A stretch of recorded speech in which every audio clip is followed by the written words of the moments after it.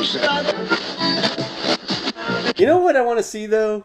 I've heard a lot of talk about that is not coming out, that is really weird to me, is that Wile E. Coyote movie. Yeah. Why are people so interested in this movie? Maybe it's just, they're like, it's been a really long time since we saw someone get shot in the face with a shotgun. Well, so, like, to me, I don't know what it's about, but what it seems like to me, from what I've seen from the pictures and the name of it, is that it's like a courtroom kind of movie. Procedural, that's weird. Yeah, so like, It's like and Kramer it seems versus Kramer. Yeah, but it's Wiley suing Acme because the stuff never works for him, and I think that's a funny premise. That is a comical premise. Yeah, That's a Looney Tunes premise. that's what I'm saying. They're like, no, this movie's not going to come out.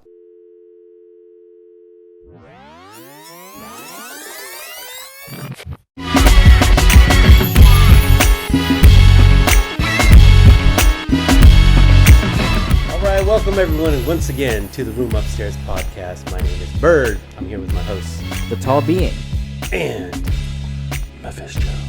This is the podcast where we battle out movies, unless we do an hour ranters, but we're not doing that today. We are battling movies today. Yes. What movies are we battling today? RoadHouse and RoadHouse. 1989 versus 2023 or 4? 24? Just came out this year. We're relevant, finally. Yeah, well, not often, but I think that's part of our charm. Yeah. You can listen anytime. We're vintage. That's right. We're retro. Perspective. No, retro modern. Sure. We just invented that term right now. So Put it on a cup. check us out though. Follow us on our social media. We're on Facebook and Instagram, the Room Upstairs Podcast. If you're listening, we're also on YouTube. And if you're watching us, like, subscribe, comment, hang out with us, give us your feedbacks. We also have. Aren't you supposed to talk about bells? You gotta click that bell. I don't talk about the bills. That's your job. Oh, I thought his job was to talk about the MySpace. Oh, and Friendster and all that. Yep. Yeah, our other apps. we have some profiles on some of those dating apps. Picture of all three of us. Yeah, make sure to swipe right Guest for host us. of the podcast. Is it right or left? I don't know. Yeah. Never used it. That was a test. And your wife will be happy that you failed. Yeah, so follow us and make sure to comment. Let us know what you think on these battles that we do. We are doing our mini battle with the composers. We're going to continue that. Mm-hmm. We're battling James Newton Howard versus Christophe Beck. Tight race here. Tight race. You're still unsure. I am. I think I'm ready. He thinks he's ready. Before we get to that, though, let's do our Conan update. The update. Yes. June 6th, 2026. Oh, Ooh. I know what you're talking about. What is it? Masters of the Universe? Masters of the Universe. It's not Conan. It's not Conan. But it's Conan-esque. It's going to be our updates until we hear about a Conan movie. We're really coping. Yeah. I think there's a book or something being released. It's just called Barbarians. Nice. And legit, it's like Conan, He-Man, Beastmaster, like all The twins? The twin ones? I think, yeah, if it was a barbarian and they came out like in like 80s era, then they're probably in this. It's like some sort of anthology, like talking about the popularity of barbarians. I'll find the link for it. And it was like a documentary kind of thing. It feels like it was made just for people like you. Okay. That's cool. It sounds good. That's our Conan update. So at least it's a little bit of news. Yeah. Still waiting for King Conan. Make a trend. The Barbarian. Yes, with Arnold. Only Arnold. The monkey paw curls. I still think, like, in the flashbacks, he should be Jason Momoa. I'm fine with that as long as Arnold's in there. It could be it'd be such a good joke, right? Yeah. It really would. Like, they don't even look like each other. You need to watch more Conan. Yeah. Get caught up on the lore. Yeah, man. All right. Well, that's our updates. Yeah. Our business. Yeah. So cool. You want to get into the battles then? Yeah, Or you got let's some do other it. stuff? Now we can go ahead and do our first battles? battle. Okay. So we agreed beforehand. Mephisjoe, you're going to go first, right? Yep. James Newton Howard versus Christophe Beck. Let me read their comparisons. Yes. So, James Newton Howard, if you don't know who this is, he's a 73-year-old man, born in Los Angeles, raised in Los Angeles. Is your country, man? Yeah, that's right. He's got 183 credits compiled. Dang. He's got a bunch. He's been doing it for a while. And some of the movies are King Kong, the Hunger Games series. He did Raya the Last Dragon, so he's done some animation stuff. He's done Maleficent, I Am Legend. He goes back to like M. Night Shyamalan with The Sixth Sense, Signs, Major League, which I didn't know he did, but he did that movie. He's been doing movies since the 80s.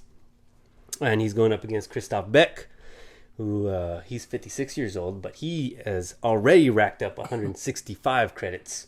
He's catching up. And he's like everywhere. You watch a movie and his name just randomly pops up. We just watched a movie and his name popped up. Yeah, that's right. So he's, and like all kinds of stuff. He did Saved. Mm-hmm. He did Bring It On, the cheerleader movie. He did Red, the spy movie. Mm-hmm. Trolls. Ant-Man, the first two. Or I've three. seen, I've seen many of these. He did Edge of Tomorrow. Yeah, great movie. Frozen. And let's not forget Pitch Perfect. Yeah, Pitch Perfect, that's right. So, like, he's all over the place. A lot of good stuff. Do you know the movie Red Army? Okay, I don't know the movie either, but I heard the music. You got to hear that soundtrack. It's a good one. Interesting to know. Yeah. Yeah, you mentioned Red, and another composer who's here, Alan Silvestri, did Red 2, which I thought was interesting. Mm-hmm. Because generally I would think, Alan Silvestri, he's one of the more kind of elite composers. But I really enjoyed Christophe Beck's stuff out of those two scores more. Yeah. I just think he had the better one. I think he had the better movie, too, overall. Yeah. That's true. The first one was better than the second one. The second one was still good. Yeah. So that's a little bit of the comparisons. Some of the movies they've done, again, they've done over 150 each of them, so there's a lot more. You know their music. You've heard it before if you watch movies at all. So really tough because these are really close in comparison. Last time we had Hulkenborg versus Göransson, who were also really close. Mm-hmm. I think these guys are a good matchup. And go ahead and go first. All right. I got 2 words for you. Okay. Green Lantern. That movie was terrible. Yeah. And in spite of that, I still give my vote to James Newton Howard. Yeah. It was tough, but like just the sheer volume of his stuff. That's true. And quite honestly, as I go through it, a lot of it is a lot more recognizable to me than Beck's. Beck. Mm-hmm. Now I can recognize some of Beck, but just the volume and he's got such. He's been doing it so much longer. Yeah. He has that edge there. Yeah, because you mentioned Major League. Like, man, I grew up watching that movie. Right. So there are some elements I'm sure of like nostalgia, but primarily it's because of the sheer volume that he gets the vote. For every Edge of Tomorrow, James Newton has he's got 2, maybe 3 even movies to his name that I'm like, I recognize and love the music to that. Yeah. Like I said, not an easy decision, but as I was going through them, I'm like some of them are like, even though they've just come out, are already iconic, right? Yeah. And so that's kind of how and why I voted the way that I did. James Newton. Okay. Okay. I'll go next. Yeah. Another interesting thing is Christophe Beck is going to be in the battle for the RoadHouse movies that we're going to go on in. That's his most recent movie, right? Yeah. Mm-hmm. Which was directed by Doug Liman, who directed Edge of Tomorrow, and is going to do the sequel as well. A lot of things are making sense all of a sudden. It feels like Christophe Beck is Liman's guy. Yeah. So, or like Christophe Beck is like, listen, Liman, I'm doing the music for this movie. I really think you should be involved. Yeah. Like Liman is Christophe Beck's guy. Yeah, it could be. All right, so my vote. Yes. This was a harder one for me than last week's, because I think I have music from each of them that like I really liked. We've talked about Red before. Yeah. Really liked that that music. Yeah, you went on and on about Red. Yeah. The movie itself was really good, but the music was really good too. Trolls is just a fun movie, and the music in that goes well. Frozen. Like I know that stuff. I don't necessarily enjoy the music, but I know it. Yeah. Yeah, it's inescapable. Yeah, James Newton Howard though, same thing. Like King Kong, the music in the Peter Jackson King Kong, so good. Yeah. Very grandiose. Yeah, it needs to be. Yep. And that's where, like, because he had Hunger Games as well. Like, those are already iconic. Like, the Hunger Games music is already, and it's the same thing. You say grandiose, like it is also really grandiose. And clearly here to stay. Yeah. Yeah, and he also did the Fantastic Beasts stuff, right? Yep. Did he do that Sure stuff? did. Yeah. Which was kind of based off of what, John Williams? I would assume it probably. John uses Williams some of did that the Harry stuff. Potter. He did the first few ones. Yeah. Yeah, so really tough. They both use a lot of orchestra in their music. Like Edge of Tomorrow has the more bassy kind of stuff. Yeah. Man, it was tough. And even like saying my choice now, I can go back and think of the other composer and like, oh, I don't know, do I really? Because this is a really good score. Yeah. I would be fine either way. But James Newton Howard is going to move on. We don't even hear what you got to say. Let's Yeah. move We're done here. Yeah, his stuff, like just overall, I like the actual composition of his score. He has like really nice melodies. Yeah. The build-ups are so smooth. Yeah. Some of the stuff I think where Christophe Beck shines more is actually on the animated stuff. I feel like his style is very energetic. it is, and it's got like this kind of choppiness that really goes well with animation. Yeah. And maybe he does it specifically for animation, but I haven't really heard anything that was like, no, this is like real smooth, like James Newton Howard is. So that's why I go with him. But man, you guys can convince me otherwise. Yeah, it's not an easy choice. I mean, this is the regionals. So yeah, it's true. It's getting Just tougher. gets harder. Yeah. So he's gonna move on, but of course we still want to know your pick because you're the one that picked all these composers. So I think you swayed me on James Newton Howard. Okay. I wasn't leaning one way or the other, but yeah, I'll go ahead and vote for him just because it's a sweep anyway. Okay. Both of them do have really good stuff. I think Christophe Beck is a little bit more hit and miss than James Newton Howard. Like Newton Howard has a lot more. He is more consistent, I think, just in general. I think Christophe Beck's highs are really high and go a little bit more than Newton Howard sometimes. But I just like. Yeah, I mean, I think Newton Howard has the bigger movies. Yeah. So like he's got more exposure, and you've got like the movie was good and the music was good. Yeah. With Beck, you go like the movie was but the music was good. Yeah. So like it's he gets a little less shine. And again, like we were gonna have to start nitpicking on some of this stuff to be able to choose. Yeah. So it's gonna get annoying now. Yeah, that's how it's gonna be. So and every time he shows up, we're gonna start the conversation with 2 words. Green Lantern. Green Lantern. For James Newton Howard. Yeah. He also had Green Hornet. So yeah, we can, the trade-off. Yeah, we could use either one of those. Too bad he didn't do Hulk. Yeah. Got a green theme going. Who did do Hulk? Yo mama. I don't remember who that was. You walked right into that one. Yeah, I did. I really did. Okay, so James Newton Howard is going to move on. Yep. And next episode, who are we battling? I Next don't want to hear it. You do want to hear it. I don't want to hear it. Next episode will be podcast favorite Mark Mothersbaugh Okay. against Michael Giacchino. Oh, wow. Oh, yeah, it's going to be tough. Okay.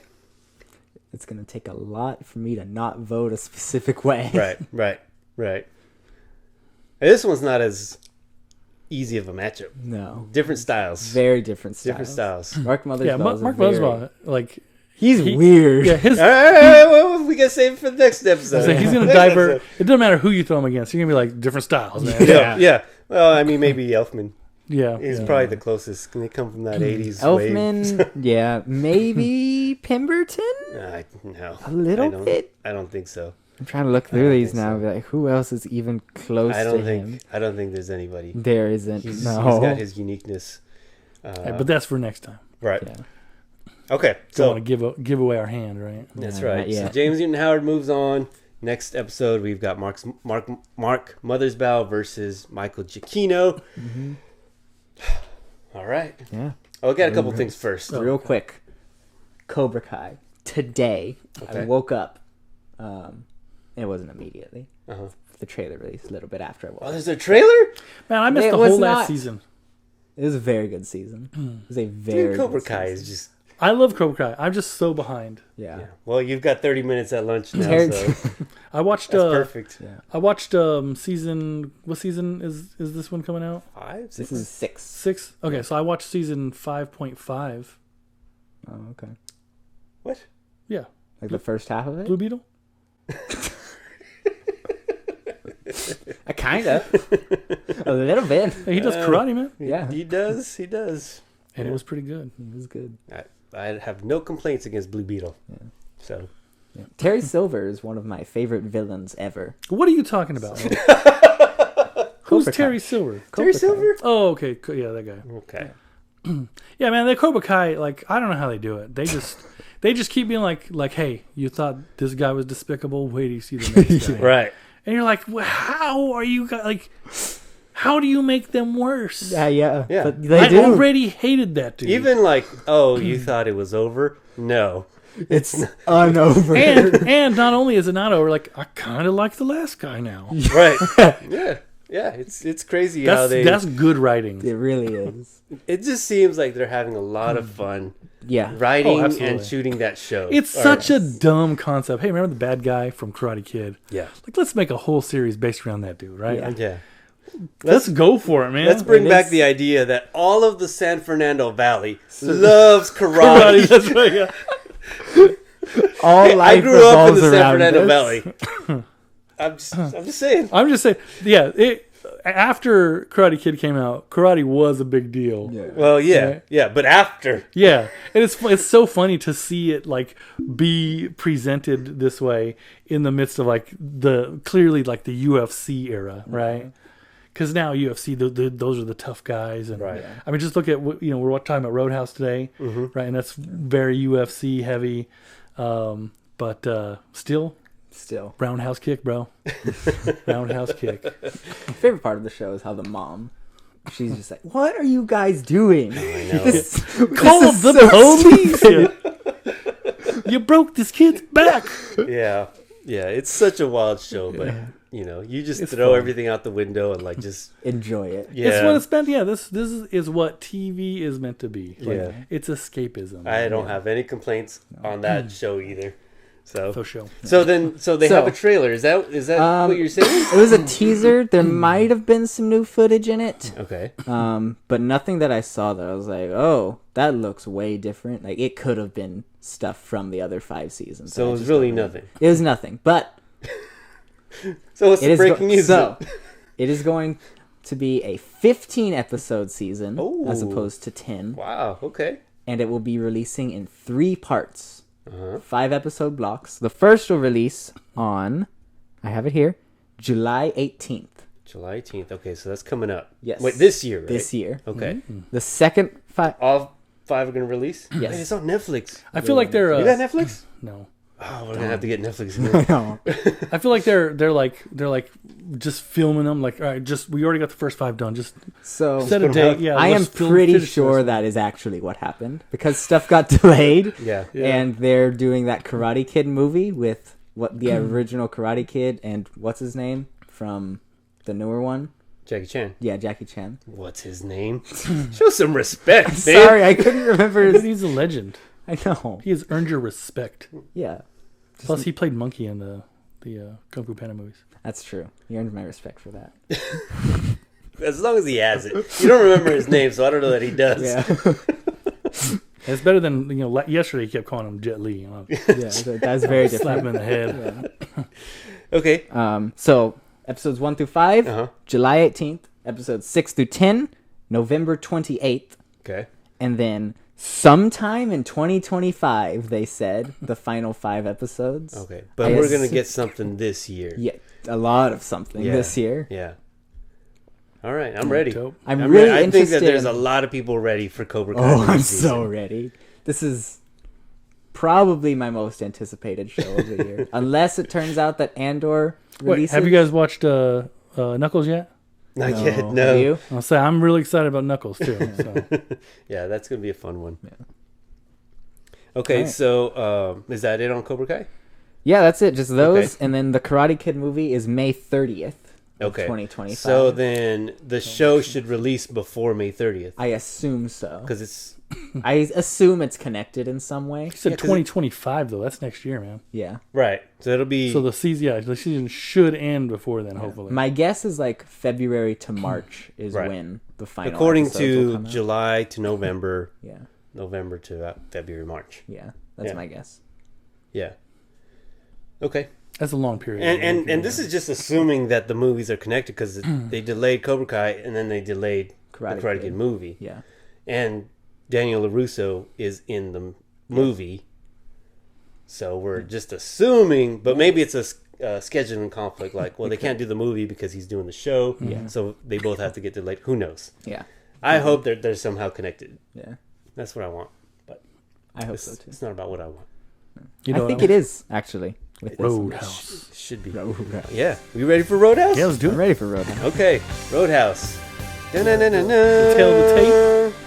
Tail of the tape. Here we go. Yeah. All right. So we're battling Roadhouse from 1989 versus Roadhouse 2024. So 1989 version rated R. Heavy rated R. Yeah, the 80s were a different time, man. Yeah. It's either PG or it's rated R, and that's it. And this was like definitely a hard R. An hour 54 minutes, directed by Rowdy Harrington. Rowdy, definitely the movie was Rowdy. Yeah. He's a Rowdy Harrington. And it stars Swayze, Patrick Swayze, Sam Elliott, which I didn't even know he was in the movie, so that was cool. And the love interest is Kelly Lynch. Music is done by Michael Kamen. And then going up against 2024 version also rated R. Different kind of rated but R. a modern era rated R. That's right. And this one's a little bit longer, 2 hours, 1 minute. They had to have that little minute in there. Directed by Doug Liman, as we mentioned earlier. And this one traded Swayze for Gyllenhaal. Jake Gyllenhaal, Conor McGregor, and Daniela Melchior, something like that. She's the love interest. And then, like we said, the music is done by Christophe Beck. We probably should have looked at that. Yeah, But here we are. we We did not. So I'm sorry. Daniela, she plays the doctor. Yes. It's always a doctor. So there's still a doctor. There's still a Dalton. But we did trade out. He's still an evil rich guy. There is. But we traded out a male bar owner for a female bar owner. Old man bar owner for a young female bar owner. But she did get the bar from her uncle, who was an old man bar owner. Which we never. And he had style, let me tell you. Yes. We also traded ninjas to MMA. So, Yeah. What was it? He practiced Tai Chi or something in the first one? Tai Chi. It was Tai Chi? Yeah. So, let's go. We got categories, do right? that. That's how we're gonna The do first it? one had like one of the most iconic lines, but we cannot repeat it here.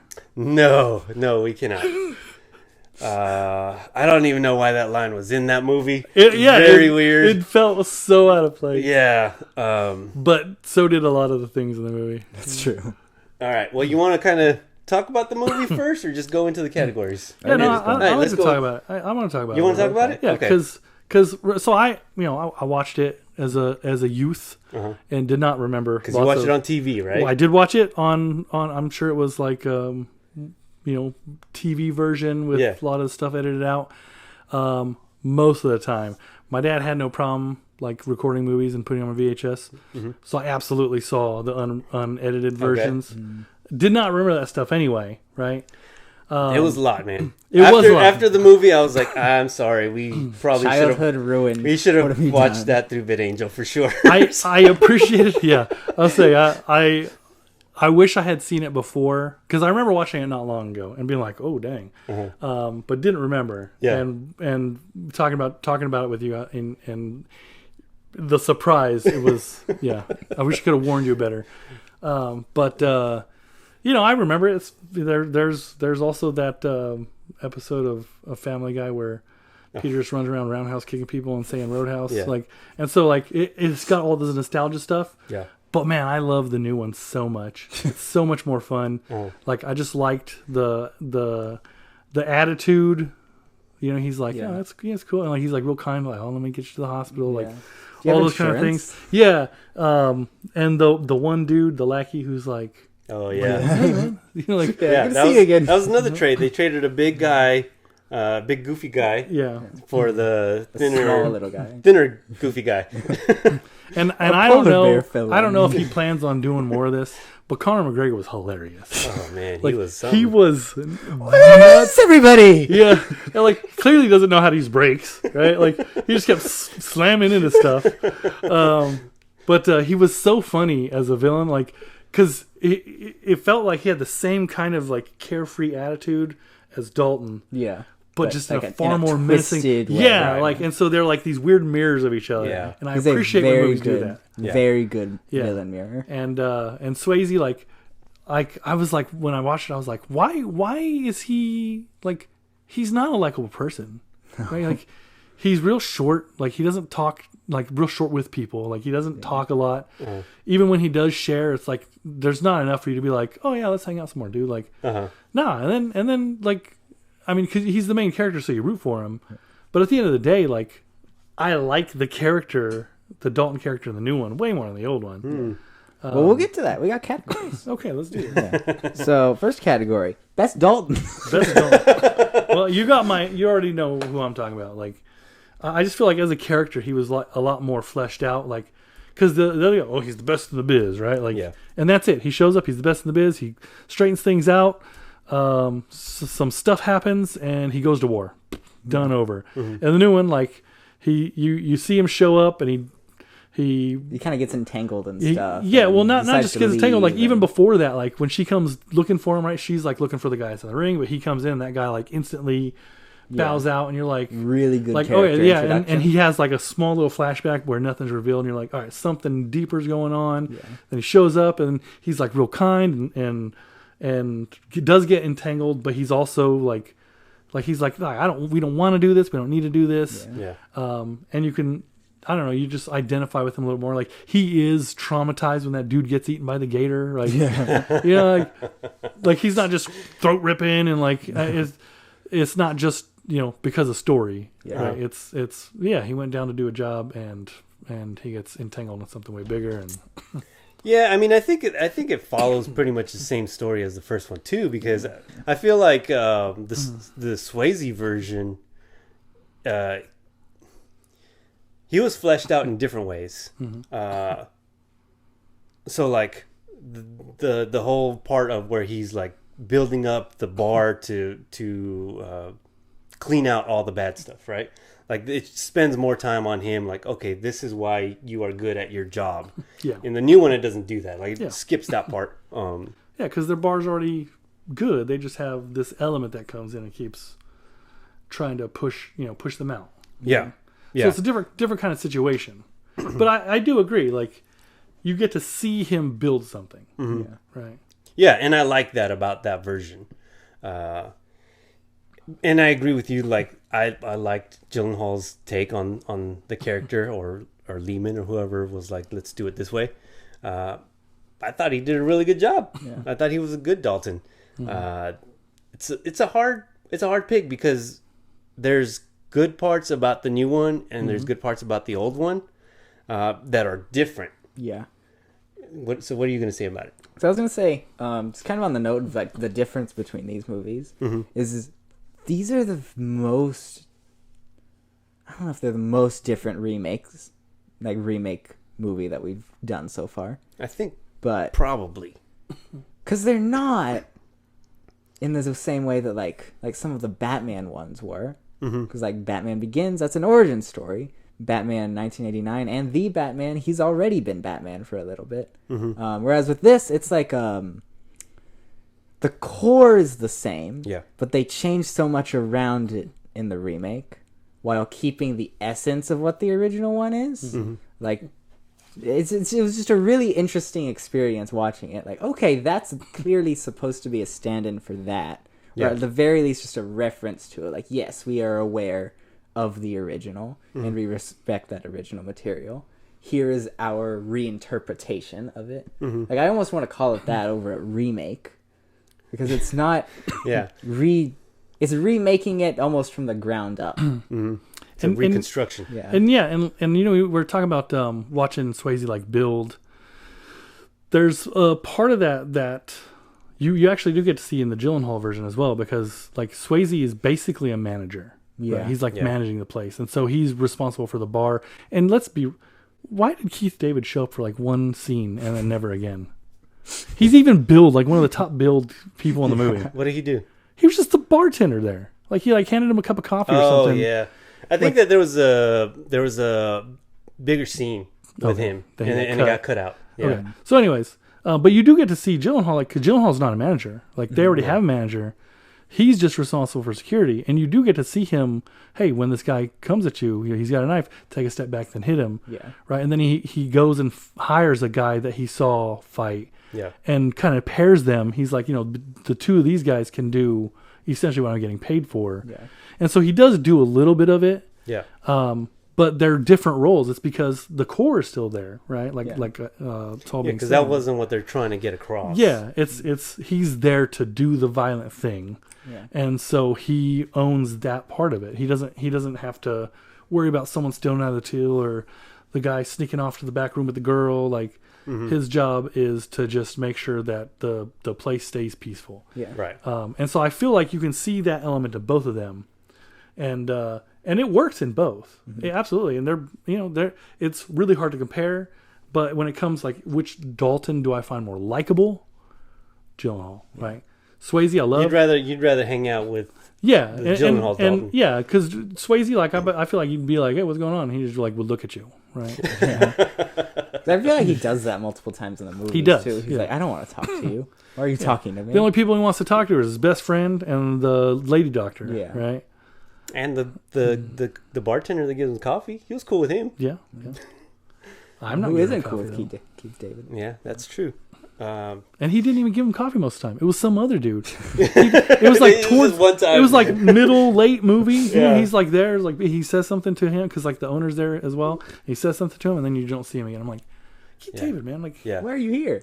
Yeah, I think it was. I think the story was that he was getting beat up, and they jumped in to save him, and he was like, "Oh, thankful," or vice versa. I don't remember, something like that. It's also the '80s. Like it could have been like a racism thing. I think it was partly that. Yeah. But yeah, it got cut out. So shame. Which it still wouldn't have been a whole lot more that we saw of him. Yeah. But anyway, so my vote is for Gyllenhaal. Dalton. Okay, so one for Gyllenhaal. You gonna put that down? I put it down. Oh, okay. I'm gonna tie it up. I'm gonna go Swayze. Right. Yeah, I think overall. I knew you were going to. The Swayze swayed him. Yeah. I liked seeing his character be fleshed out more. Yeah. And even if he was like a little. Plus that scene of his bottom when he's like on the roof. Yeah. That really did it for me. I liked his character, but even if he's like a little frank with people, I don't think he was rude. I didn't feel like he was. I understood like he just kind of keeps to himself because it's the nature of the job. Well, yeah, but the way that he even said later on, like, it's just a job. Like, we're not friends here. Nothing personal. So I was like, okay, I get it. I get you. So, like, if I meet you outside of work, we'll probably be cool, like how he's cool with his other bouncer friend. But if we meet at the job, we're not going to be that cool. Yeah. And that's fine with me. I get it. So I like him. Just his story being fleshed out a little bit more. I don't know what other categories are in there, so maybe I would switch it compared to some of the categories you have. But as of right now, I say the Swayze. The Swayze.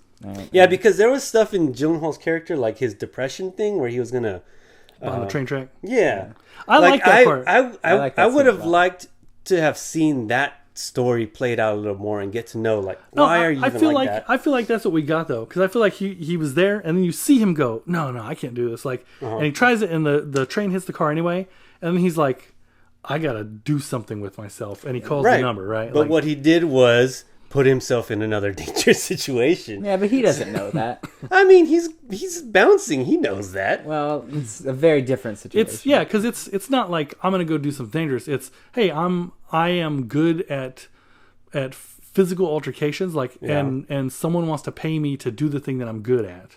Right? Like it's not so much him throwing himself into, because he's not going into another ring where he can lose, and I feel like that's part of his attitude coming in. Like that's why he's like, hey, you got insurance. Like he's real nice about it, because he knows if he engages, it turns into something different. Yeah, and so he even mentions it later, like, if you get to a certain point with me, I will snap and I will start killing people. Yeah. And so he the whole most of the movie is him knowing that about himself. Yeah. And trying to keep that in check, right? But I feel like that was the same thing for Swayze, right? Like that's why he was so standoffish, because he killed a man in New Orleans or wherever it was. Right, but he doesn't talk about that. He doesn't want to talk about it. He doesn't want to think about that, because it's like a thing that haunts him, just like Gyllenhaal, right? So I think it's just a little more pronounced with Gyllenhaal. It's at the center of his character arc. Right. Whereas Swayze, it's more like a kind of a side you pull it out. You pull it out from what you're seeing. Yeah. So anyway. Yeah. Well, I'm going Gyllenhaal. Okay. As a Kaladin enjoyer, his little depression arc made me happy. Yeah, but again, that's the problem. Like the arc was such a short arc. I feel like if they would have expanded that a little more, it would have brought more depth to his character. Yeah, I can see that. I just appreciated that, because you can see the whole thing, right? Like he's sitting on the train tracks, realizes it's a mistake, almost pays with his life, and is like I need to get out, because sometimes and it's one of those things, like a change of scenery. Yeah. Can be good for you. Can be helpful. And sure. And he went to the beach. He went to the beach. That's not a bad place to be. Yeah. And negative point for Patrick Swayze, because he does the terrible trope at the end of the movie of killing all of the henchmen, gets to the big boss guy, is like, I can't do it. If I kill him, I'm no worse than the villains are. Not all of them. He did push a bear on that one. Polar bear on the one. I guess that's true. Yeah. Spared him. Yeah. I think it would have been cool if he gets shot or something. It's like, oh no, I can't. And then the townspeople come in and save him. I mean, he's pretty beat up. Yeah, but don't have him not pull the trigger on purpose. That's so dumb. You murdered. He ripped another guy's throat out. Yeah. So this was 89, right? So the end of the decade of the 80s. Yeah. I mean, it had all the 80s tropes. Yes. So whatever 80s tropes you could think of, it was in this movie. Yeah. It's got the scummy villains that are basically just villains. Floozy pool party. The parties. It had the love interest. Blind white guy singing blues. You see that in all the movies. Yeah. Okay. The music, he was dope when the music. Was fire. He was fire. Yeah. For sure. I mean, he's a real legit musician, though. Right. Yeah. I think he's dead, though. Oh, no. Yeah, he's dead. That's okay. We're not talking. I looked it up. Yeah. I'm not just now. I looked up. Before the movie, yeah. You wanted to buy his. Yeah, I was like, why is it? Was the guy? He's got a new album out. Yeah. No, he did, man. Yeah, he was really good. Yeah. Actually, the music in the new one was really good too. That's true. It just had different bands. Yeah. But that was one of the things. Is that a category? It's not. I would say it's a shame, because the music was more central in the first one. Yeah. Less central, you saw the bands, you could hear the music, right. But they're not. They were in the background. It was kind of cool because they were the score in some of the parts of the movie. Yeah. It was really funny too, because in the first one, they had the Blues Brother chain link. Yeah. They're throwing bottles, just spraying him with beer while he's trying to play. I was like, man, the 80s were just such a rowdy time. Yeah. Well, look, do you want to do a music category? Or are we on? We're on a category. We have 9 categories. All right, what's the next one? Okay. All right. Dr. Lady, because they both have one as a love interest. Which one was better?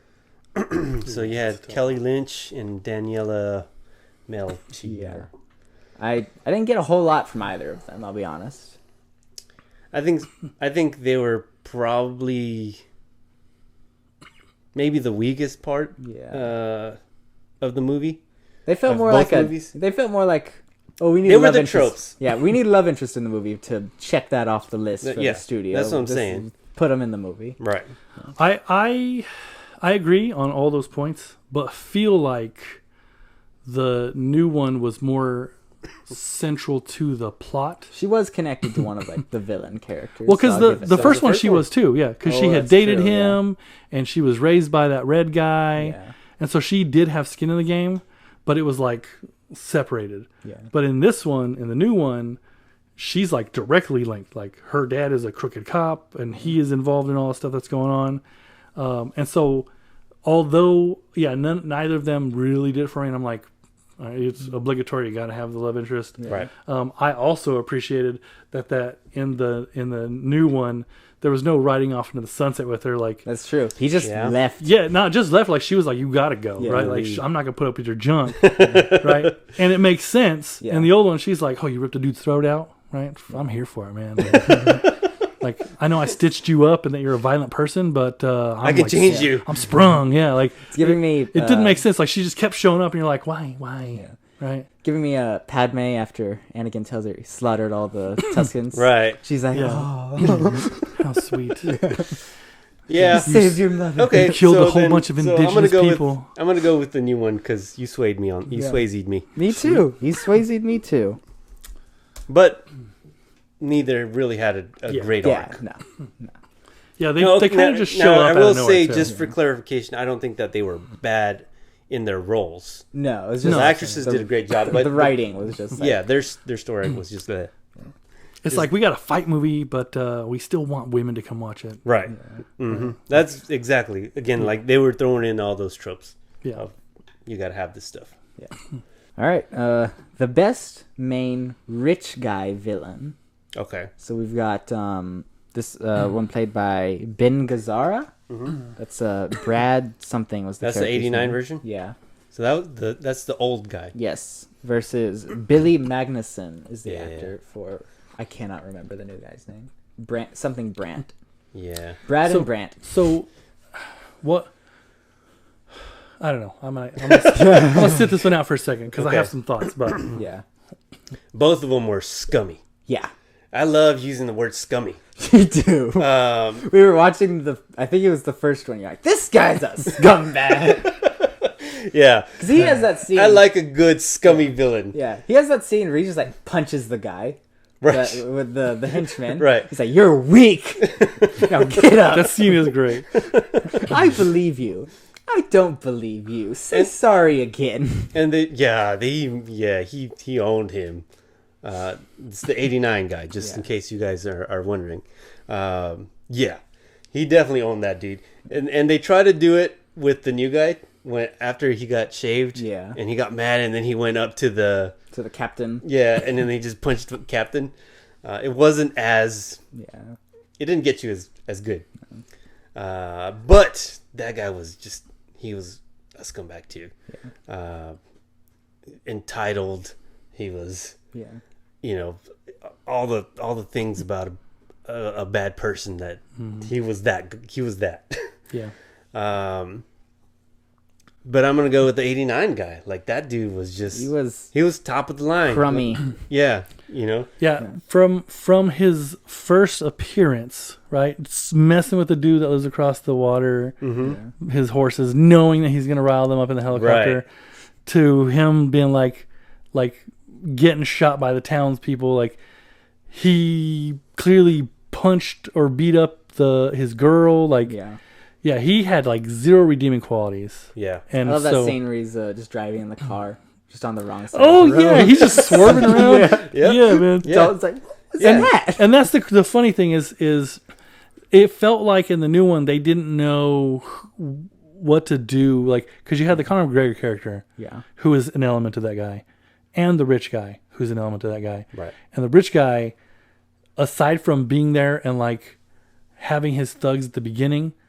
is not really important, right? Because at some point, it's his dad, who we never even get to see or hear of, is the main villain who sends McGregor, and so I can't give him my vote because of that. Like, if we're looking at like we want to know who the better villain is, it's not him, right? I like the McGregor villain. He was more of a villain than Magneto. Yeah, and he was way more fun to watch. And so if we're going with the scummy rich guy, 89 gets it for me too. Yeah, I like that. Yeah. So as a character, I like the newer one a little more. I like that. There's something very interesting to me. When his first scene when he's getting shaved and he keeps getting cut, I thought he was gonna kill that guy. Yeah. Sure, yeah. And then he does it. He just goes and punches the captain. Yeah. I was like, okay, not what I was expecting, but okay, interesting. And then I don't think he ever kills anyone.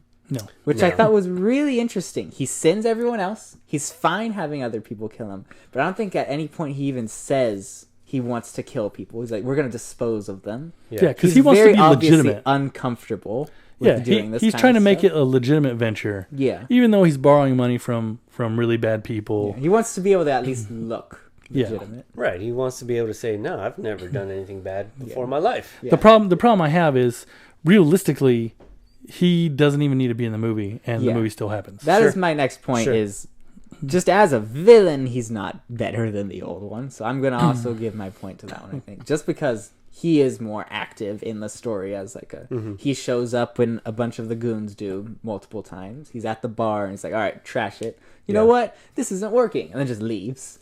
Yeah. He does have the really dumb monster truck scene. So monster trucks. Yeah, when he has the guy drive the monster truck through the dealership. Yeah. Oh, that's the point. And then the dude. That was one of my favorite parts because you got to hear the second repeat of that line. You got insurance, right? Yeah.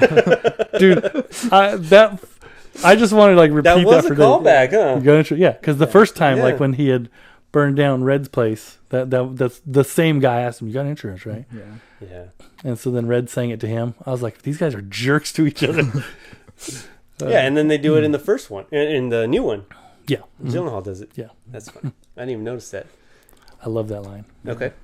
All right. Well, we're kind of on that topic already. The secondary fighter villain. Okay, this is the more. Yeah, we know who this is going to. Look, dude. The other guy was so weird.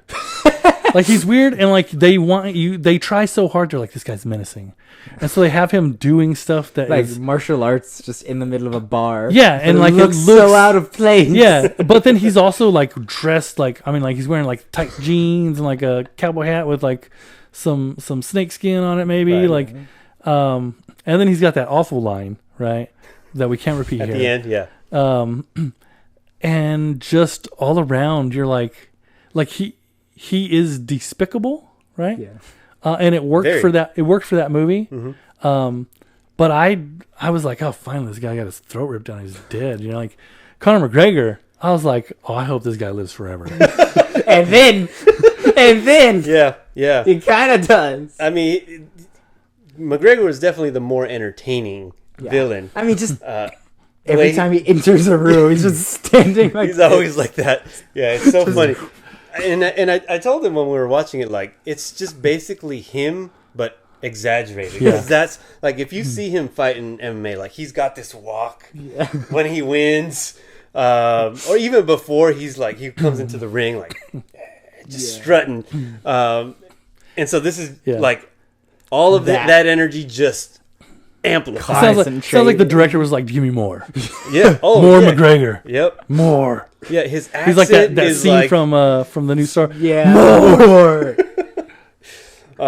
Yeah, the way he talks is it's weird, but like it works with his character. You just because you don't know what he's gonna say or how he's gonna say it. Yeah, and every time he rolls up in a car, you're like, where did he get that car? Like he's just crashing. And then he puts his hand out. The very first time, he's like, well, those motorcycles got my way. Like, you know that it's so funny. Yeah, when he first showed up, I think that was the turn of the movie of where like it was pretty grounded for the most part. Yeah. He shows up. Okay, now you know it's going up a level. Yeah.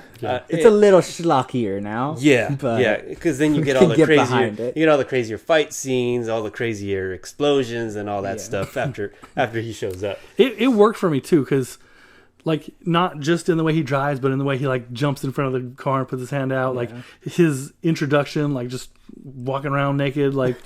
Like all of it says, like this guy is like certifiably nuts. Yeah. And so the fact that he does cause explosions, he's the one that ends up putting the rich guy out. Like he just leaves the hospital. Yeah, because he's just it's one of those weird things. Like we talked about the mirror thing, right? Mm-hmm. Like Gyllenhaal is trying to suppress his instinct to be that. Mm-hmm. And McGregor is just that. He lets it go. He just he's living in that instinct. Yeah, and they said that in their first encounter, right? Mm-hmm. Like he knocked him out. He's like, "You're one crazy dude" or something, and he's like, "Me too."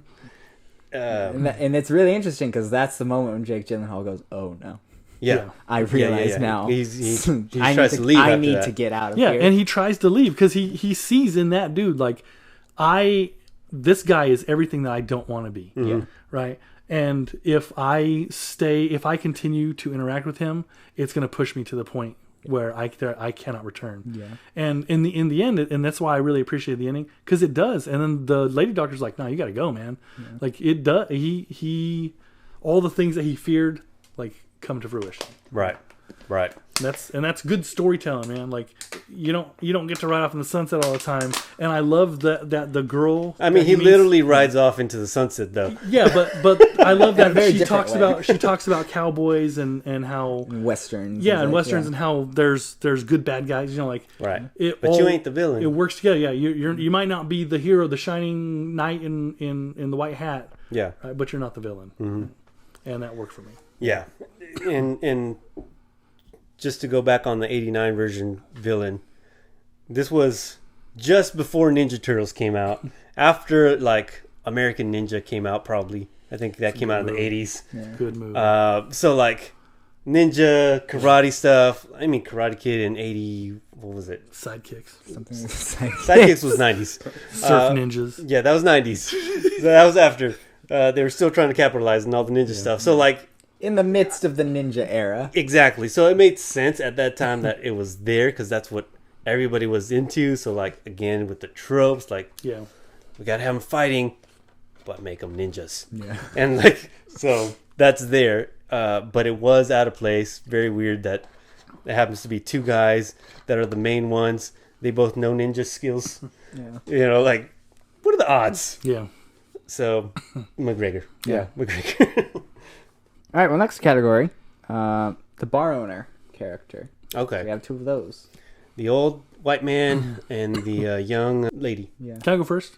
Yes. All right. The young lady, like, she shows up, hires him, and then... Doesn't really do a whole lot. Like, later on, I think she interacts with the rich dude when he shows up. Mm. The guy from the original is so creepy. He is. That's what I was telling, because he couldn't remember who it was, and I was like, he's kind of weird, like, kind of has a villainy vibe to him. He does. And you know what? It's one of those things, like, as I started to watch the movie again, I was like, doesn't he do something real villainy? Mm-hmm. But then he doesn't. He doesn't. And at the end of the movie, I was like... He's actually quite a coward. Yeah. Yeah, super coward. But then comes through with the rest of the people, like, with other people at his back. Sure. But he still did something. Right. And for that, he gets my vote. Okay. Even though he's creepy, every time I saw him, I was like, man, that guy's... He's up to something, right? Like, that's what it felt like he was up to something. He's like rapey eyes or something. I don't know. It always seemed like he was in cahoots with the old rich guy. Oh, yeah. Like, old rich man in cahoots with old rich guy. But then rich guy shows him, trashes his place, right? And you're like, okay, maybe he's not. And he gets beat up a little bit by a couple of guys. Or maybe not. Yeah. Why does he still look so creepy? He's like, but no, they're planning this. That's what it... But no, he was just always... Just... I have those vibes. I have a suspicion, right? Spoiler alert if you're not seeing the 1989 version. But when Swayze comes in and finds his best friend dead with the knife in his chest, like, the bar is unlocked and open, and nobody else is there. Mm-hmm. Which means probably the owner, who is always there in his office, is there. heard a commotion and watched the whole thing. True. Yeah, just and stayed didn't upstairs. and was like, "Oh, Swayze's here. I got to go hide." Right? Yeah, Maybe that's why I always look creepy because he's like guilty. You know, like it could be. Yeah, I could have shouted stop or, you know. Yeah, but then he would have also had a knife in his chest. Yeah, he didn't want that. He doesn't want any part of that. Yeah. It's my headcanon now. That is what happened. Yeah, we should just make backstories for some of these characters. Star Wars style. And just put it out. What's the guy with the ice cream machine in Empire Strikes Back? Yeah. You know what I'm talking about. Yeah. There's a character that runs by in Empire Strikes Back. And he's like carrying, basically, it's like a home ice cream machines. Mm-hmm. And like he's got a whole backstory that fans have created in an nice, yeah. Yeah, it's great. Mine for Keith David. I'm like he had like just finished this like brutal fight in the alley, and then he's coming in and like got a concussion, doesn't remember who he is or what he's doing, so starts tending bar, and they're like, "Wait, who are you?" And they chase him out. That's why he's in one. That's why he's only in that one scene, right? They're like, "Oh, thanks," and they're like, "Wait a second." But all that happened off camera. Yeah. Okay. All right, well, so, I vote for 89 also. All right. I'm not gonna vote. No. No, partially because I don't remember the first one. That's right. As much. You don't as remember Creepy Eyes? I don't remember. Dude, him watch the whatsoever. first like 5 minutes, and because like when he walks into the first bar to hire him, he's like, he's the first person you see. oh yeah, and he's creepy then too. Mm-hmm. I don't remember him whatsoever. Yeah, he's watching everybody. He has this like weird smile. Yeah, if you had told me this movie's about a serial killer, right, and he's it, I'd have been like, yep. Yeah, this is gonna be good. Let's strap in. Yeah. Well, yeah, that's 2 points for 89 still. Yeah, still. Yeah, so, 89's crushing it right now. Yeah. Well, this one, we'll see how this goes. So both Daltons put together their little security force. Yeah. Right? Yeah. Which I'm going to be calling the RoadHouse Avengers. Okay. So which one did the RoadHouse Avengers better? Yeah. Him assembling his group and then using them as a security detail. Yeah. So in Gyllenhaal's version, I was like, yes, he's putting together his team. Yeah. And then like, two guys. And then that was it. It wasn't even two guys because the guy was already working there. That's true. He went to the other guy, and I was like, "Oh, this is where he's gonna put together, his little crew, and it's gonna be cool. It's like he's gonna have the whole dun dun dun dun, and shows him walking in slow motion or whatever. Yeah. But it just goes dun dun, and then like just the one guy. And he's like, "You want to be on team? Yeah, I'll be on team. Yeah, cool." And then they're just at the there. bar again. Yeah, just doing bar stuff.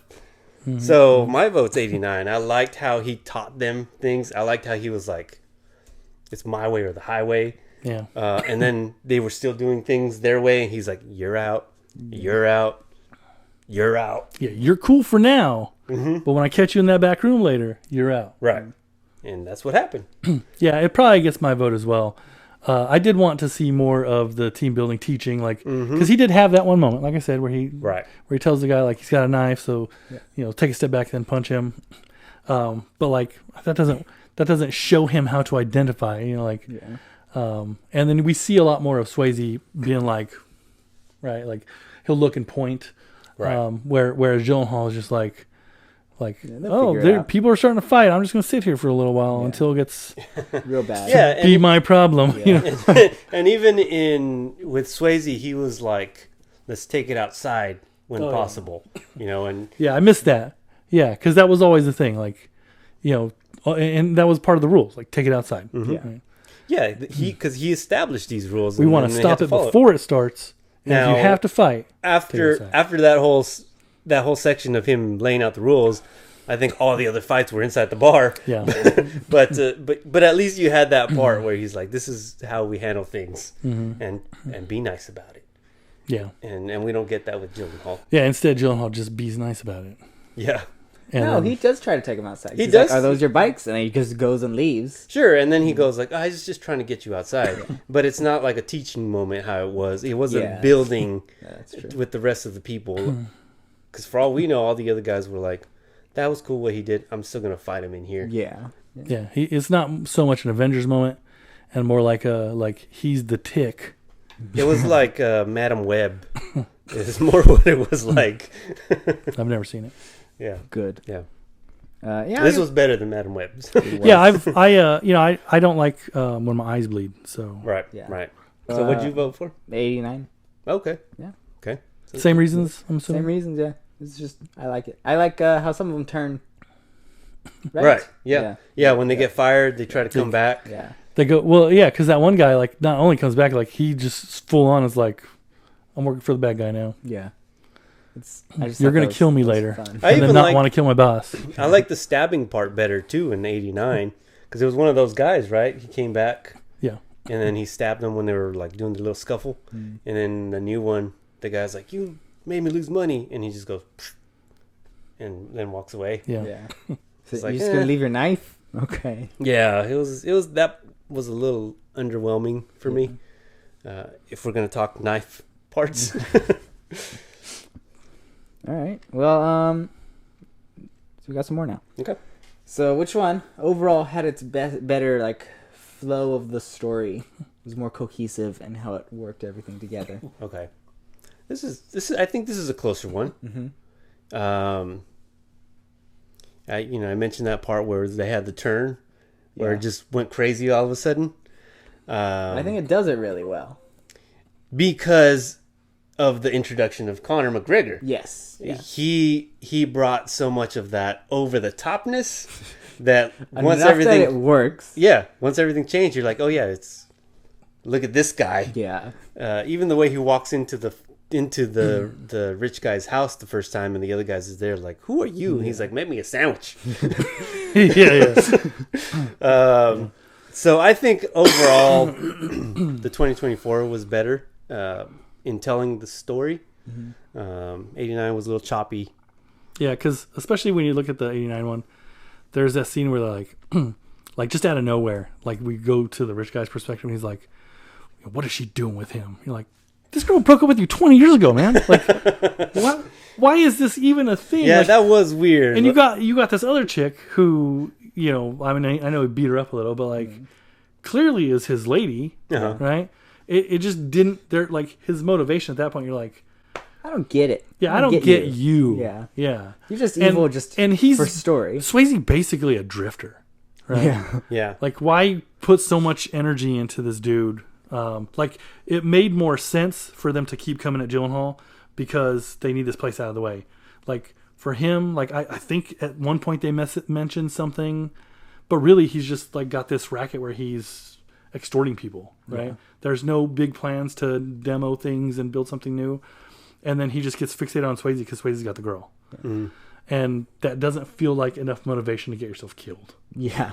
Right. He was just super jealous. Yeah. Because it's the first, when you're like, oh, my boy got his throat ripped out, let's pump the brakes. Yeah. Right. Yeah. I mean, I think that the whole idea was that. You know what kind of stuff that guy did in prison? Yeah. He enjoyed himself quite a bit. The idea was that the old rich guy was, like you said, trying to do his racketeering stuff, and Swayze is getting in the way of that. I think that was the main. But it's not even Swayze, though, right? Go kill the owner. Swayze doesn't get paid anymore. Job done. That's true. Yeah, I mean, I don't know why either of them didn't just go after the bar in the first place, and it's done, and then no movie. Yeah, and so that's the thing about the new one. He is going after the bar. He even goes to try and intimidate the lady. She yells at him. But when McGregor shows up, it goes off the rails. McGregor doesn't care about the bar. Yeah. He sees an enemy that has not been just bowled over by him, and so he wants to challenge. Yeah, he wants the challenge. Yeah, and so it becomes a different thing. But the other guy, he's like, no, this guy's got my girl. Yeah. Right?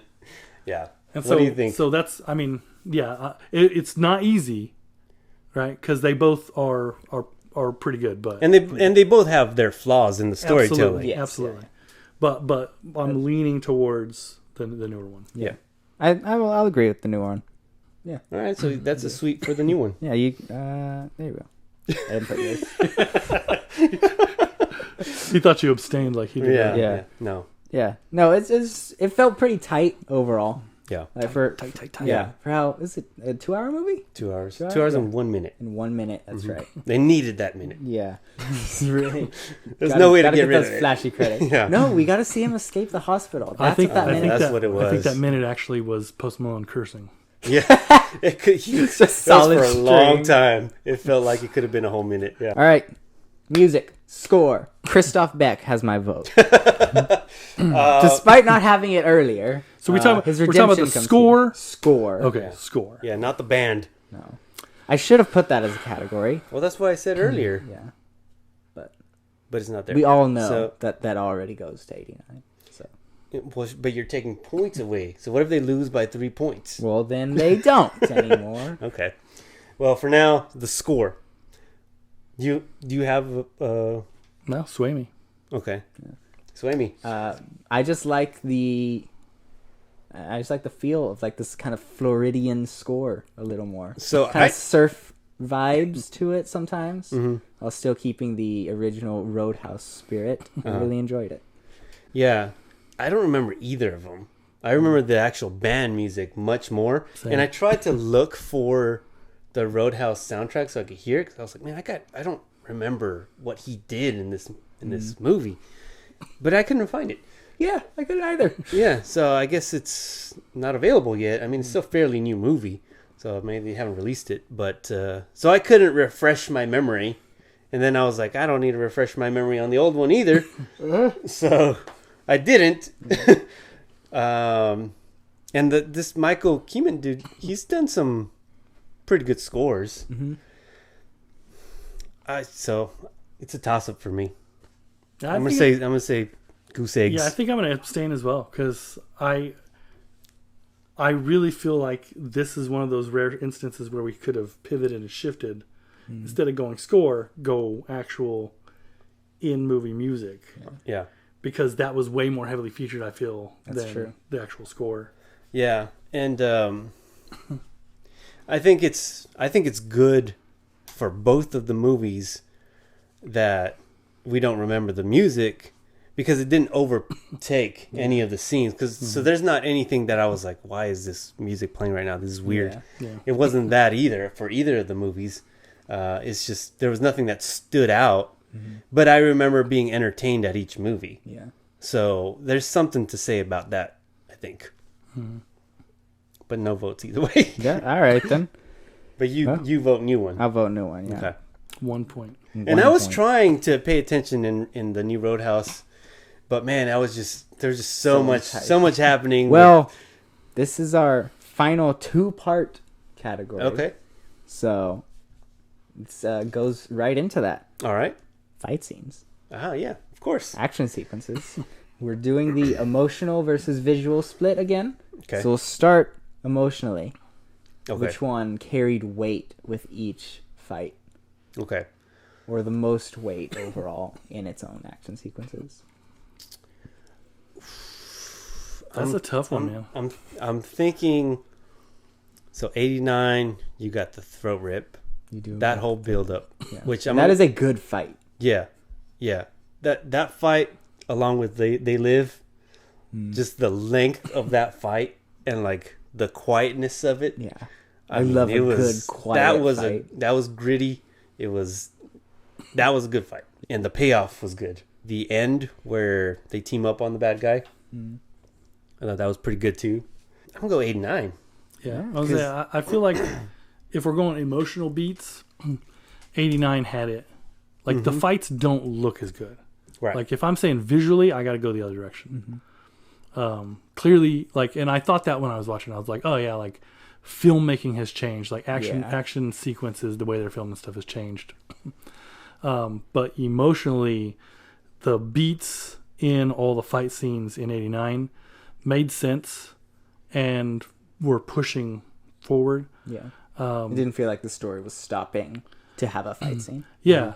And that did happen a couple times in the newer one. But mostly you're like, oh, it's time for a fight scene. It's got to happen. Right? I think the biggest example of that is their first fight, McGregor and Gyllenhaal. Yeah. When he tells them like you're crazy, they stop fighting for no reason. Yeah.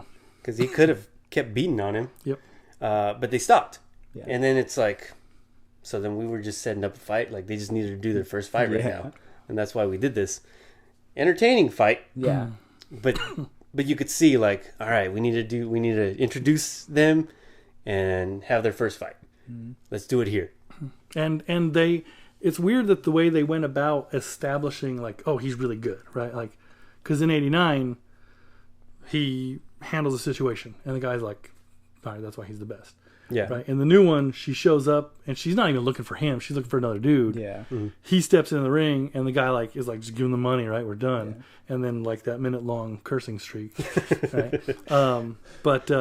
And she's like, oh, you instead now. Yeah. Right. And so it doesn't. I don't feel like it quite accomplishes what they want it to. It does the trick. Yeah. And for this movie, it works. Right, especially because his story is different than the other one, but I feel like emotional beat wise, I've got to give it to the other. Yeah. 89. Yeah, 89. Yeah, because I can't. Maybe you can think of something, but I can't think of a real emotional fight in the new one. What do you think? I feel like maybe the final fight, just for how it. That was a long fight. Yeah, just for how it showcases like, oh, the crazy side of him, and then him like restraining himself. Mm-hmm.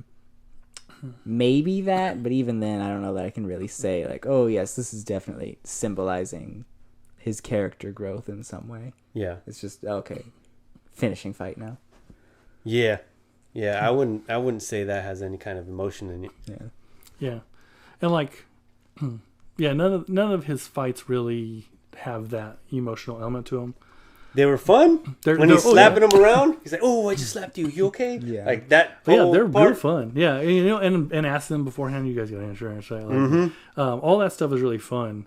But then on the flip side, like when we're talking about '89, like watching them fight, the like you can see them pause and like the guy react when they're punched. Yeah.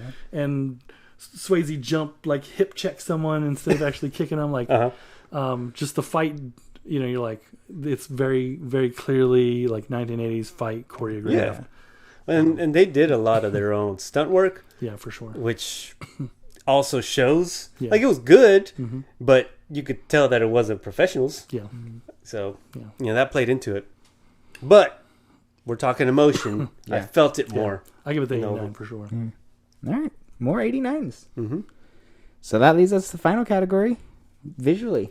Yeah. I mean, that's where I give it that's 2024. Easily. We all knew that. Easily. Yeah. Wait. No way. Is it tied? If we incorporate band music, and I'm guessing we're all giving it to 89, then it is a tie. If we do. It's not a category, man. I didn't write it down beforehand, but I did suggest vote during the podcast. We do seem to be in agreement that it should have been a category. And it does play a very central role. It does play a central role. Do we want it to be a tie, though? I think it's a tie. Tied? I'm fine with tying it up. That's tied up. Yeah. They're both great movies. Yeah. Just, don't watch the first one with littles. Don't watch either of them with littles. even if it's just for the violence. I mean, they're both violent. I mean, that last fight scene was probably like 10 minutes long. I don't know. It felt like it was a long time. And they're like, if you count from the boat to the actual, and it's probably about 10 minutes. Probably it's a long interaction, that's for sure. All right. Well, you guys, let us know who you think should win. 89 version or 2024 version, and give us a reason. Yeah, because we tied it up, and unless we didn't, you guys let us know who you vote for. We would love that. All right, until next time, we got Michael Giacchino versus Mark Mothersbaugh. Do your homework. We'll be back next time. The room upstairs. No, that thing. What's the thing you're saying? The stay salty or something. I don't know. Stay salty. Stay salty. I did it last time. Remember? Yeah. That's fandom for you. There it is. Can't remember our own lines. Have a good evening, Red Rats.